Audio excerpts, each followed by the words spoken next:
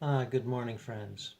Welcome to OBE Journal 2017, number 28, I believe.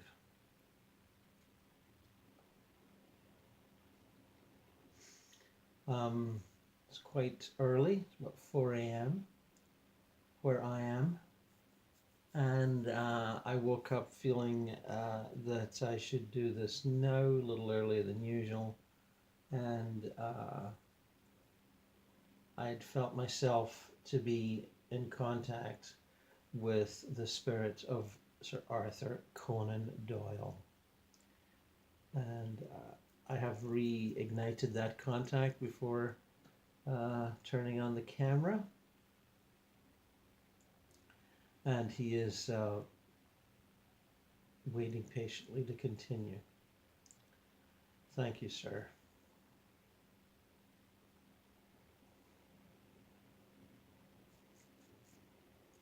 I should mention for those of you who need an update, as well as becoming the world famous author of the Sherlock Holmes detective stories and other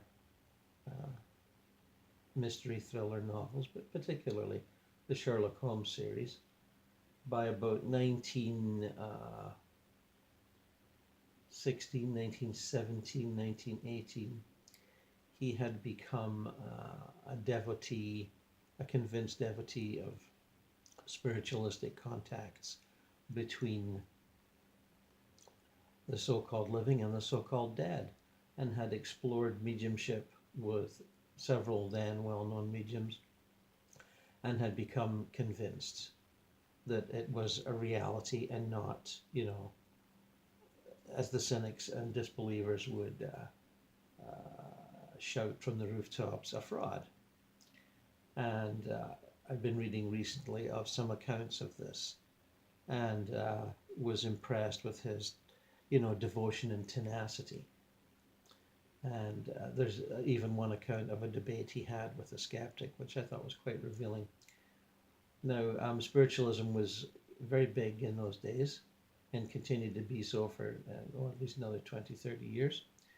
And partly, although not entirely, because of the First World War and the worldwide Spanish flu which followed it, in which millions and millions of people died.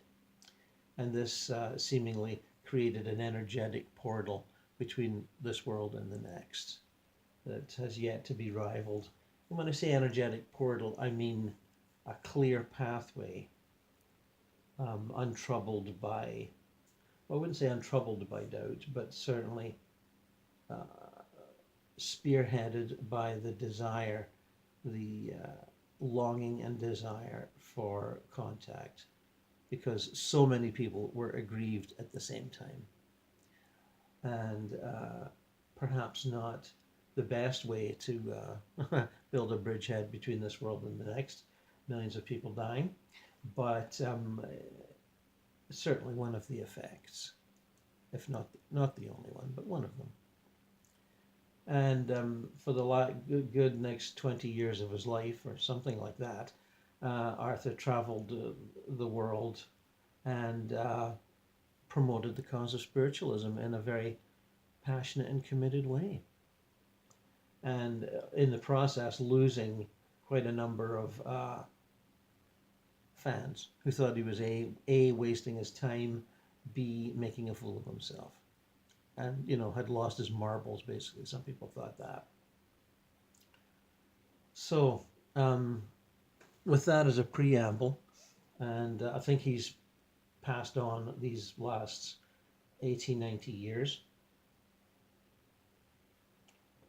It has been channeled before, by the way, quite extensively.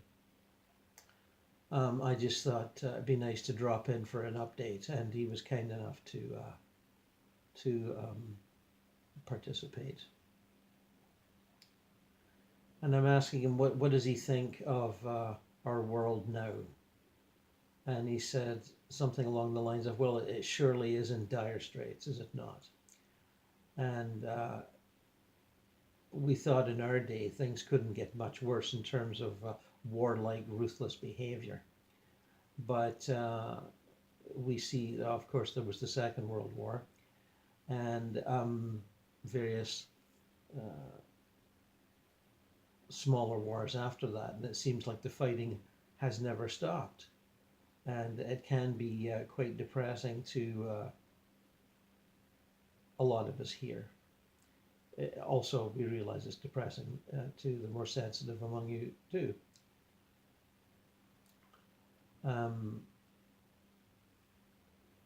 And I will have to admit that we had hoped for much more with the buoyed by the enthusiasm of strong, incontrovertible results of mediumship in my day, which I experienced over and over again. And we felt, somewhat naively, that the world would, spiritualism would gain endlessly in popularity and practice and would change the world much, much for the better. And it appears that that has not happened. Mediumship still continues, and for that we are, grateful. But it has not, in my view of things, changed the world in any as much of a way as I thought it would. There has been not much improvement in the relations of mankind. And we thought that there would be. Some of us even dared to hope for universal peace breaking out.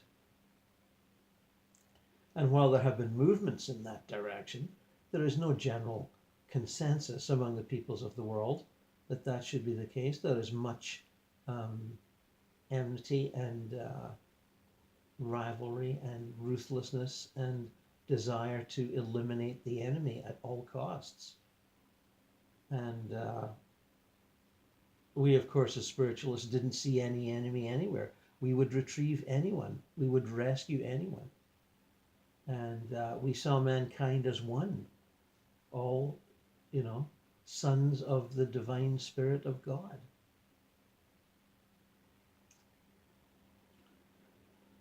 I see. Well, yes, I understand your viewpoint on that, Mr.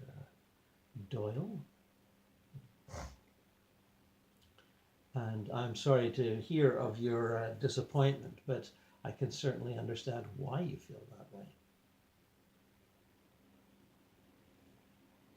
And I ask now, what do you think of the technological developments since your passing?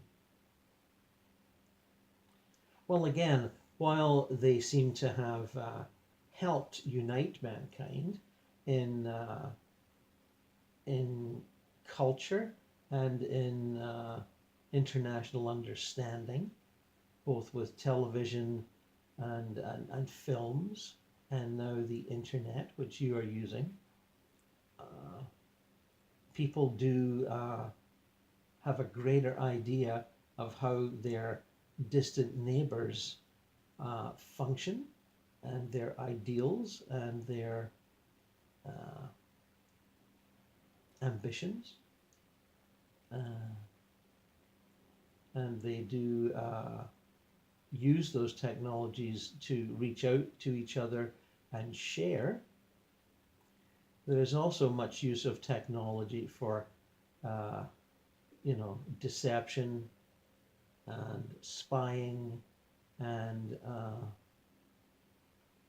the distribution of outright lies. Now, I recognize that propaganda and spying have always existed, even with, a minimum of technology and means of communication. And perhaps, again, it is naive to hope that with the increase in technology of communication, that such would go away, and it has not. If anything, it has increased. And while we from the spirit world look down and see uh, a lot of mankind, many millions, uh, reaching out to each other through these technologies and communicating honestly and sincerely and kindly, uh,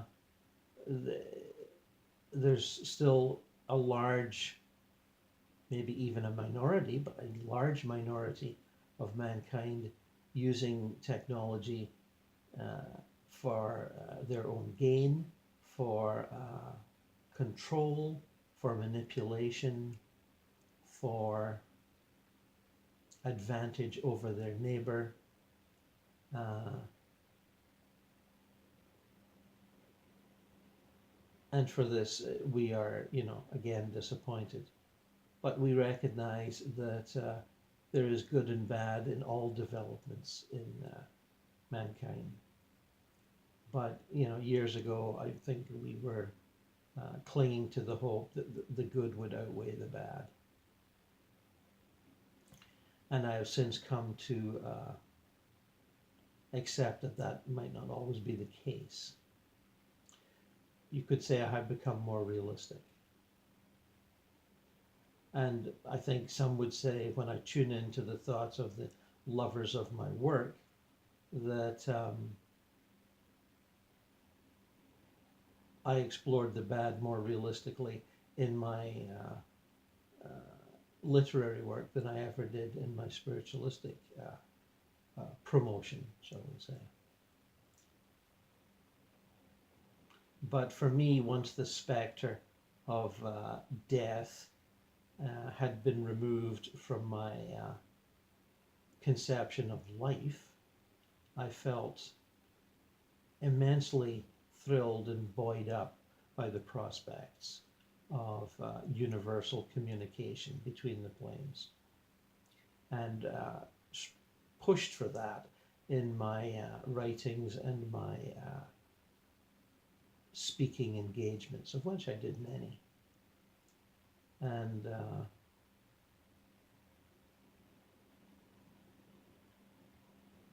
perhaps spiritualism in its day, and even now, because obviously we know it's still practiced, is just another ism, is just another sect that aims at spiritual and moral renewal of mankind, of which those are also many of those through history. There are always movements of spiritual regeneration, usually within religions, and it cannot be denied that they do good, despite the shall we say, blind enthusiasm which attempts to control others with their vision.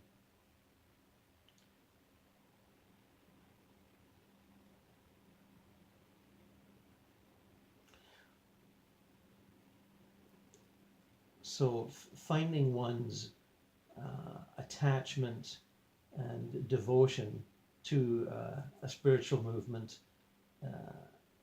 slimmed down and slotted into the history of the planet is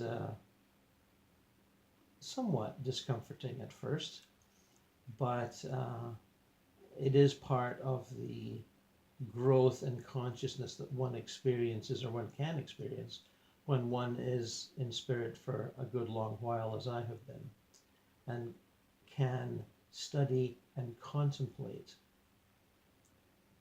all these movements and counter movements within the development of mankind's consciousness and relations with each other. One does not feel one's efforts have been pointless, but one reduces the scope of one's enthusiasm to a more temperate level. And that's me laughing, not him. And And good choice of words there, Mr. Doyle. And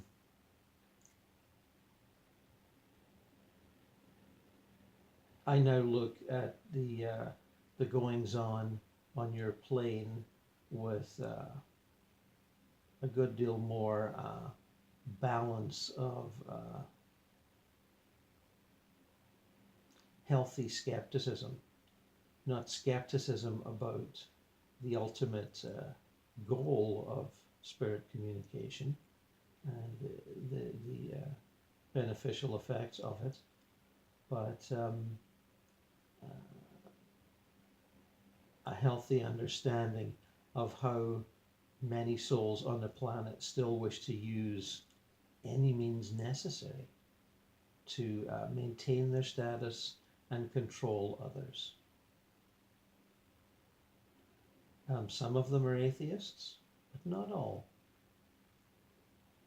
Many in the business and political world do have a atheistic, materialistic outlook and operate on that level, and seek to secure their own status and the continued status of their tribe and country at the expense of all others.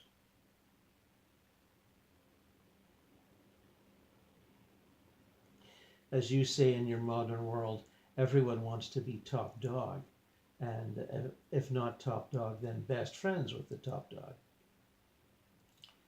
And we're disappointed to see this continuing, but we are being realistic about it, because we see within those of us who follow closely the events in your world, as I do,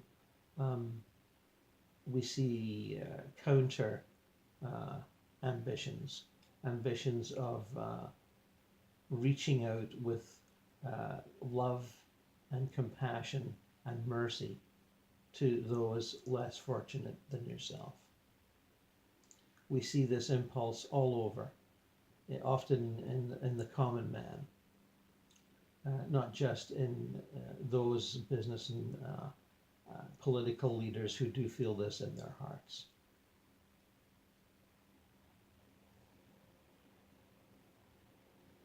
And we are certainly buoyed up by this, and do continue all our efforts in making communication easier for those involved, like yourself, in the ongoing efforts. We applaud your continued work in a materialist culture, which many of you have to cope with.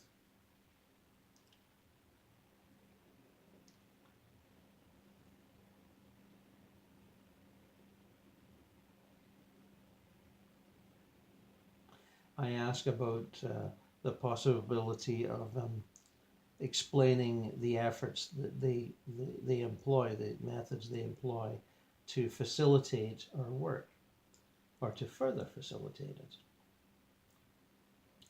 And he said, well, initially the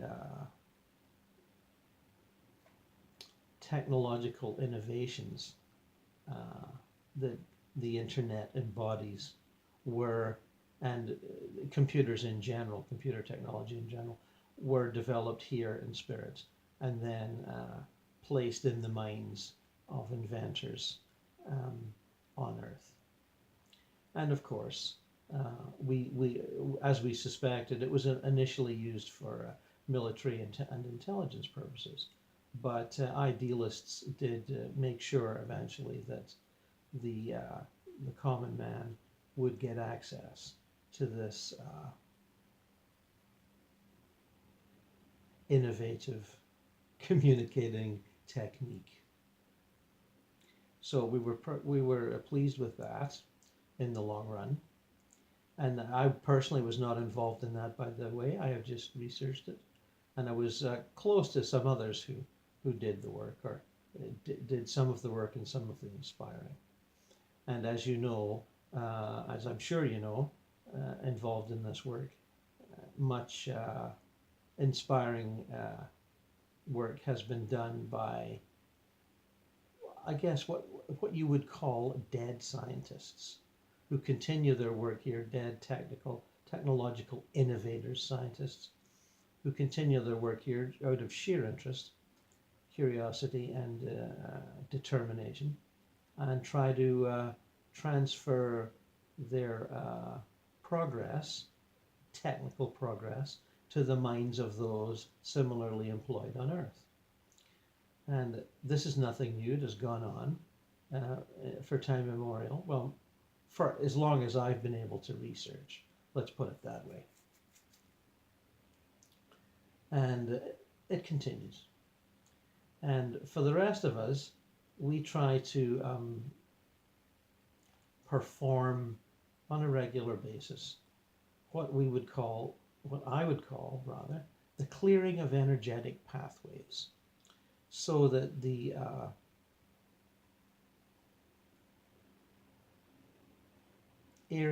energetic areas around anyone who's practicing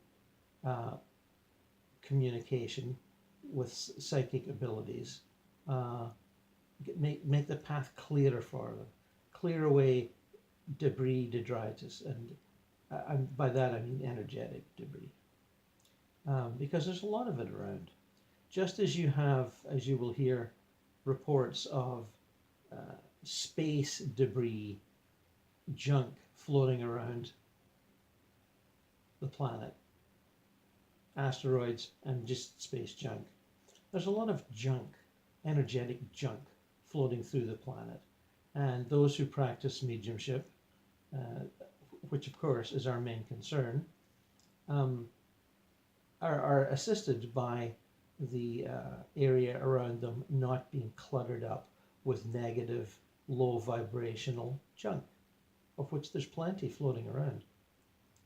And people practicing mediumship know that and try to do their own clearing, but we help out by doing even more on a fairly regular basis. And thus we can facilitate clearer and clearer contacts between your world and ours.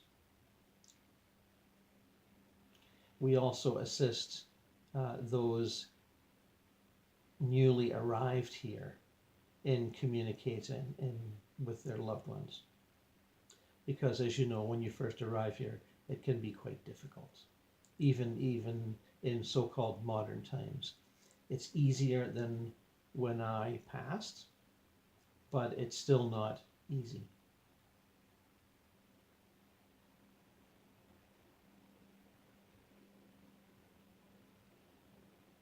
Are you thinking of reincarnating, Mr. Doyle? And he replies something like, I've considered this deeply, but feel that my contribution can be greater if I stay here. And I have no, as you would say, Gordon, no pressing karma to work on at the present. And feel that, the work I described is more than enough of a contribution. Although I do feel that I will reincarnate at some point in the future, but not right now.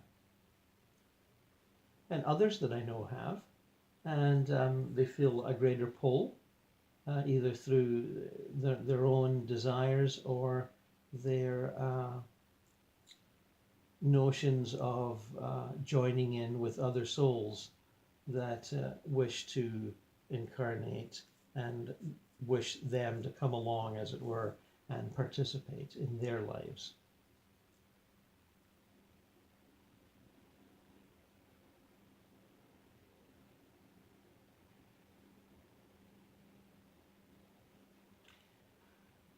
I ask if he has any general message for mankind that he would like to pass along.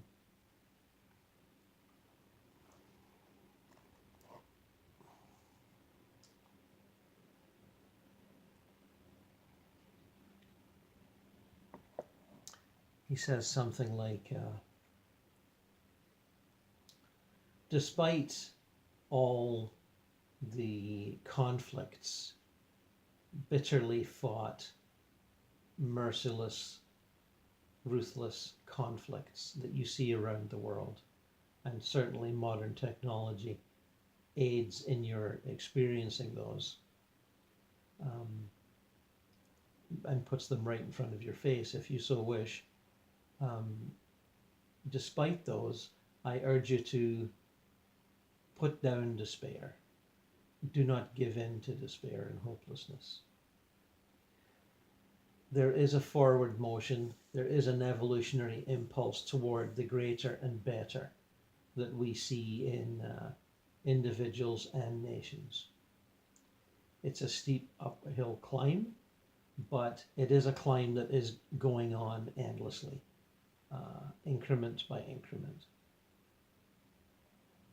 And we, of course, urge you, or I urge you, to always remain aware that your trials and tribulations on that plane do have an end, and that end is the transition to spirit. So no matter how difficult one's circumstances, there is the joy of paradise awaiting you. And it has not disappeared, it has not been transformed, not significantly anyway, and it will always be here, and it is in fact your true home, from which you leave and return to earth from time to time, and then come back here somewhat worn out and wounded, and recuperate. And I can say this with confidence, as I can remember my own period of recuperation quite well.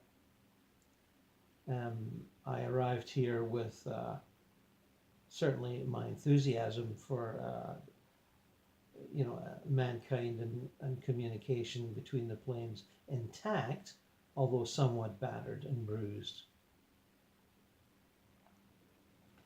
And as you know, a number of my dearly beloveds were already here, and I'd been communicating with them for a number of years, and had no doubts about their continued existence, and tried to communicate the joy of that lack of doubt to others.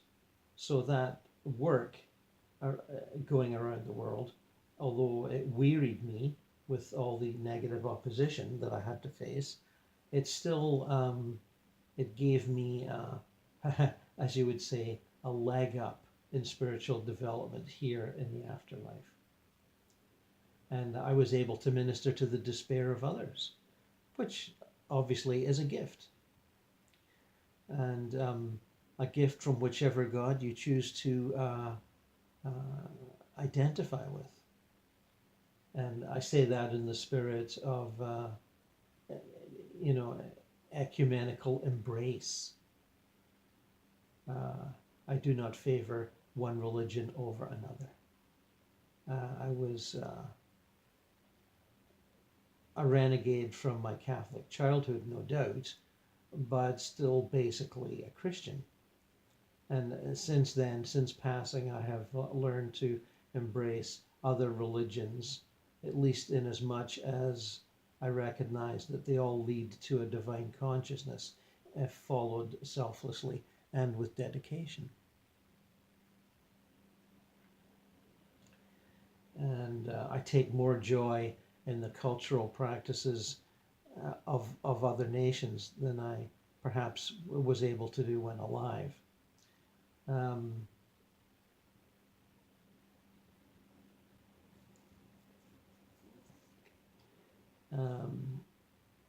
What else is he saying?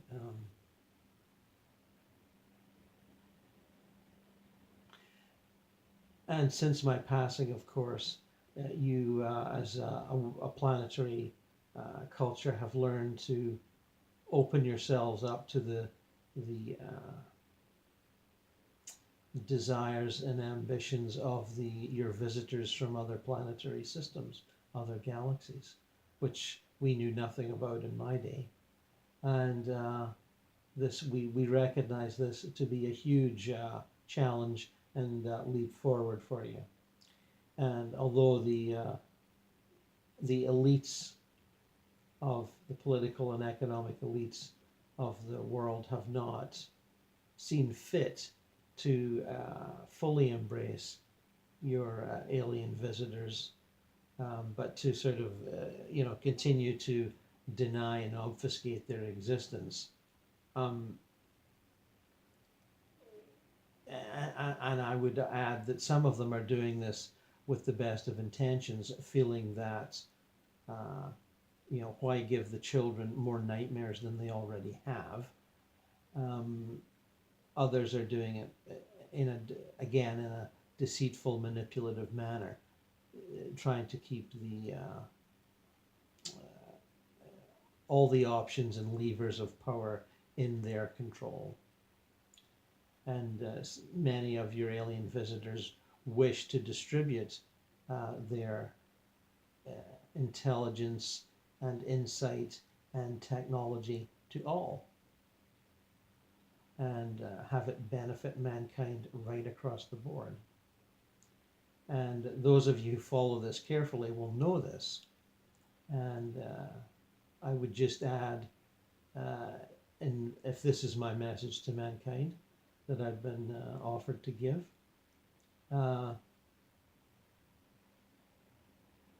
we see this situation resolving itself and making giant steps forward in the next few years. I would not get more sort of precise than that.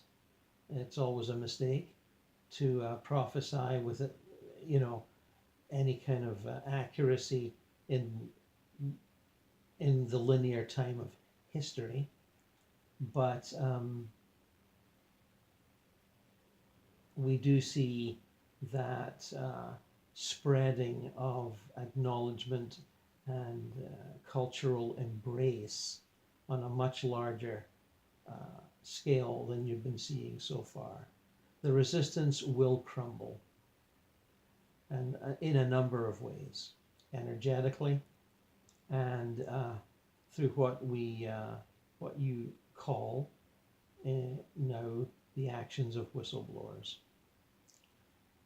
And some of those whistleblowers will suffer the fate of their betrayal to the elites, and some will pass through the eye of a needle and be successful and not suffer. And so be assured that if you despair on these matters, that despair is not of any ultimate use to you.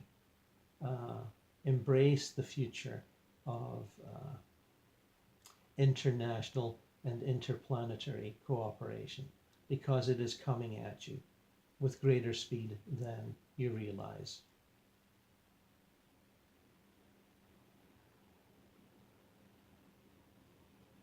Well, thank you, Mr. Doyle. And I'm very grateful for your contribution here. And I'm sure there will be others who will feel the same way.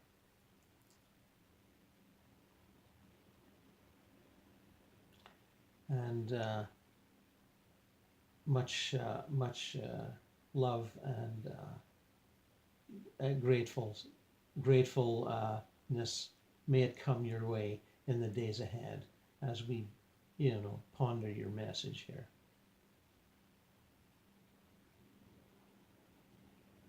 And he thanks me for that very graciously.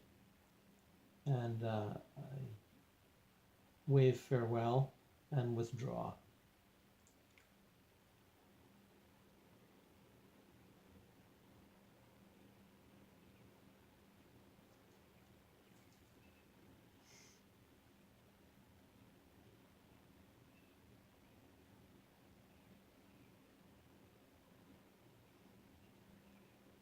And here I am talking to you.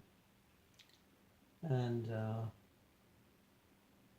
perhaps on another episode I will read from this recent sort of biographical account of Doyle's promotional efforts of spiritualism. There are some fascinating contemporary accounts that are quoted, and that show how spiritualism and spiritualistic practice has changed since the, say, 100 years ago, and yet how on another level it has stayed much the same. Human nature being what it is, and denial and skepticism and, idealism all being energetic pathways that we can choose or not choose to follow. And it's always interested me why, skeptics and atheists and, and the like will put so much energy into their denial and rationalistic, destructive debate. And does it sharpen the minds of the practitioners and idealists? And that is certainly one argument, that opposition certainly increases the fervor of those who wish to promote the activity. But yet it does seem on another level to be a tremendous waste of energy.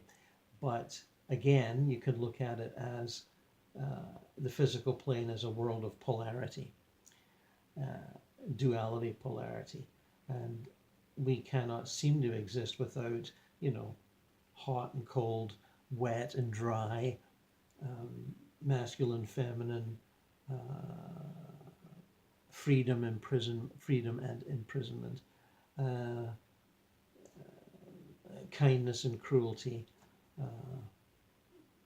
good and evil, and left and right in the political realm too. We cannot seem to do without those polarities. And do they sharpen us, make us more intelligent? Some would argue so. And the polarity of idealistic ambitions to better the world, to better the lot of mankind, often seem to be opposed and challenged by those who think those efforts are misguided and delusional. And you get that naive idealism versus realistic rationalism, and which to me is always kind of brain dead. But I'm certainly on the one side, and I recognize that. And I recall a talk that I attended by a spiritual leader whose name I can't immediately recall. I remember some of his books. He was involved with the Findhorn Garden in Scotland many years ago, and has since gone on in his own career of teaching and writing. And at a talk I attended by him some years ago, he recounted a lucid dream that he had, where he met up with a critic of his, New Age work in the early 70s. And it was, I believe it was a Christian woman who had opposed him on a number of levels, perhaps, radio interviews and in print. And he said much amusedly, in that dream, he asked her why she opposed him so bitterly, as Christians often do with New Agers. And she said, well, that was all part of the plan, wasn't it? And he knew he was talking to an audience that would be receptive to the notion that such struggles on a character and on a character level and on a movement level can be planned before birth. And but it was fascinating to me that he would put that into one of his talks, where maybe 300 or 400 people heard it, and I'm sure he would say it at other talks. And I'm now going to get one of his books so I can tell you who I'm talking about.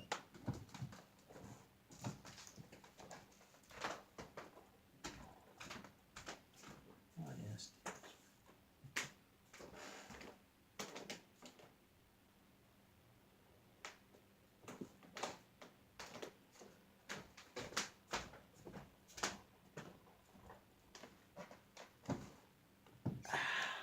As some of you may have guessed, David Spangler. Sorry about that. That's his book, The Laws of Manifestation, and done in the early 70s and reprinted. And a very enlightening teacher he is too. And I just tell you that little anecdote to support this notion that the squabbles and debates of spiritual innovators and their detractors serve some kind of purpose. And